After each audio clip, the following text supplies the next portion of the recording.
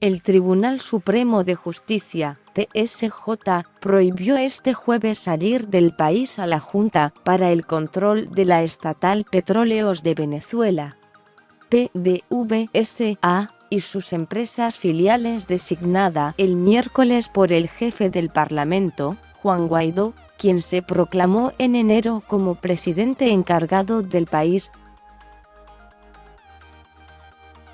La Sala Constitucional del TSJ, a través de un comunicado leído en la televisión estatal VTV, declaró la prohibición de salida, de grabar bienes e inmuebles y el bloqueo de cuentas de los directivos de PDVSA, de PDV Holding Inc. y de Citgo Holding Inc., nombrados el miércoles por Guaidó tras la autorización del Parlamento, de mayoría opositora.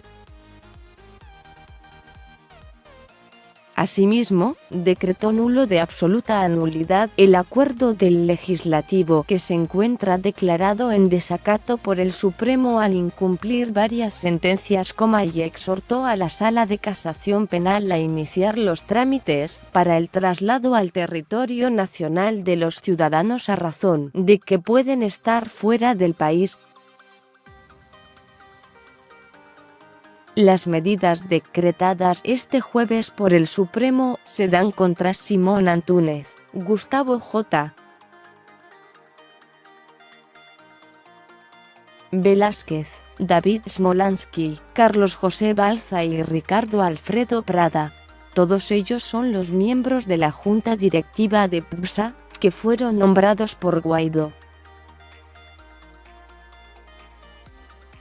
También afectan a Luisa Palacios, quien fue nombrada como líder de la directiva de PDV Holding Inc.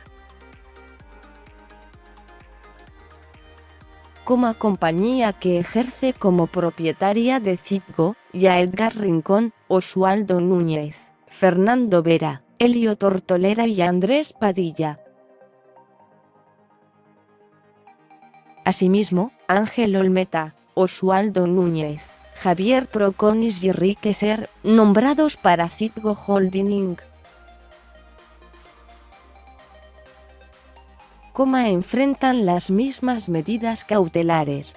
Quienes aparecen allí mencionados incurren en delitos de usurpación de funciones y otros delitos de acción pública consagrados en el ordenamiento jurídico relativos a la corrupción, delincuencia organizada y terrorismo, entre otros, reza el comunicado.